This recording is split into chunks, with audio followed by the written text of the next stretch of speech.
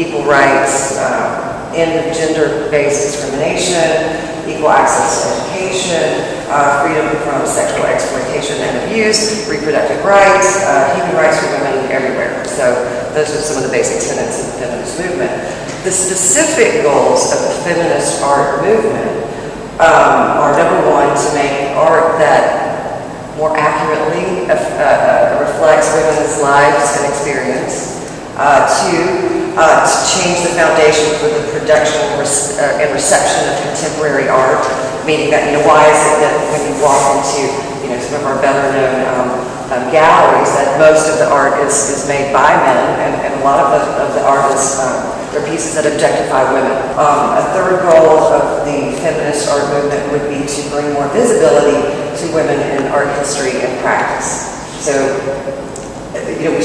we should maybe ask ourselves, does Sims's work, does it fit neatly into this feminist art movement? There's something alive dead about the whole thing to me. I mean, I can't even get into the gender issue because this looks so alive and so frothy, and it's like reflected on all the walls. And there's yellow caps. I mean, I'm looking around and that orange caps is all over the room. And this is so alive, and it's coming out of this dead thing, this dejected, empty. Either somebody just took it off or somebody's about to put it on, but the arms slapping around, it's like it's empty. And then I don't know. It's like either it's coming out or it's about to go back in. But right now that's an empty vessel. It's a headless something that either just happened or is about to happen in the arm. It's just kind of sad to me. It looks dejected, sad, and dead.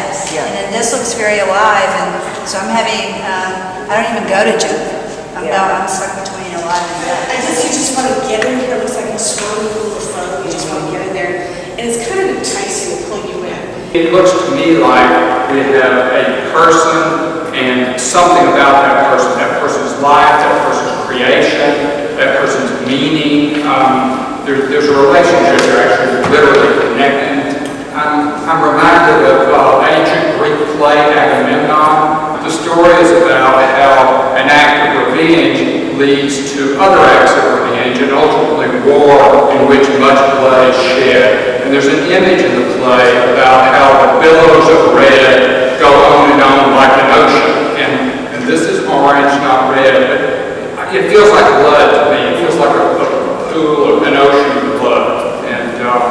And of course one can bring all kinds of associations in with that. But I think it has something to do with power. It felt very feminine, but also very large at the same time. That it's hard to be a big woman in society, whether that's a big woman, big personality, or big professionally, or big physically. And in that way, I see that playfulness of too big to big. I mean, there's something about masculinity and taking up more space. I'm wondering, how that signifier might play out with us reading this in a more masculine way, because we have to defer to it. She does tell us that there's this female character that takes up a lot. It's about the femaleness taking up a lot of space, and I think the quote is, "A diva needs room," literally. So that she's, putting femininity on the map, at least according to what I've read that she said. What I like about what you said is that it bothers you, because I will be quite frank with you all, and this is why I told you I changed my opinion a lot about her work. At first I was put off by it. And to me that's interesting. Like anytime I'm put off by something and I don't engage with it right away, I'm like, there's something there. Like, what is it that's bugging me? I have a lot of problems with this piece because formally, except for the pot of a vessel, it's quite beautiful. And lush and sensuous. And there's obviously a deliberate decision to bring in a vessel which, aside from the setting, would make me very interesting, but in the setting, I find clunky. And then it's not centered, which is very annoying. So, it's deliberate. So, and we're talking about the ambiguity that she has. And of course, a vessel is the oldest female symbol ever. And I wonder if that somehow reflects as a metaphor for her not being so sure. She says, quote, "I'm sure feminism is extremely important. That is incredibly important, but I'm not sure what it means for me. I'm working on it."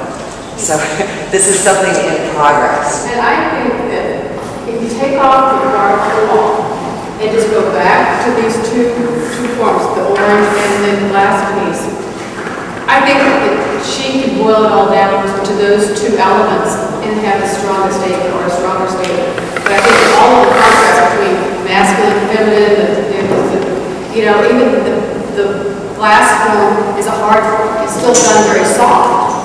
It still has that ooziness, and it has the flow, the folds, just like the fabrics, but it's a hard form. So if this is supposed to be a feminine form, it's a hard feminine form. And this is a large, soft form that's very large and it works. And so, you've got all kinds of contrast going on here. If you leave that out of play, then you focus on those two simple elements. In this one article, it was talking about the hardness of the male within the feminine archetypes, and it was about the female animus, right, which is the masculine and the feminine. And what you were saying just reminded me of that, because she obviously has done a reading on archetypes, and this was, distinctly Jungian archetypes, and she incorporates a lot of those into her work. And, not to make too much about, artist intention, because we're the ones supposed to make meaning out of it, right? Her meaning be damned. But she is aware of these dimensions, and that's why I thought what you just said was so productive. It's a hard form of femininity. When I look at this and the whole show, I've come back to it a couple times and read the Addison Sim interview, and there's this, he touches slightly and asks the questions to her about theatricality, and to me, looking at this work, it's much more about what's theatrical as it is about what's gender. Certainly the elements are there, but they're not strong enough and they're ambiguous. But she's looking for impact, and the impact is the color and the size, and it is. It's like a stage. And I love that you said that, because there's this whole theory of gender as performativity, and as it being sort of vacuum, the gender categories is lacking essential substance, and basically we perform our gender every time we wake up. RuPaul said, the drag queen, he said, I wake up naked, the rest is drag, meaning that he performs his gender every day so that he brings up theatricality. I think it's very much aligned with theatricality and performing of identity. We don't even just have to say gender roles, we just say identity in general is more about performance than substance. That's just one of the arguments out there. If you were going to impose a feminist critique on this work, I just wondered what you would do.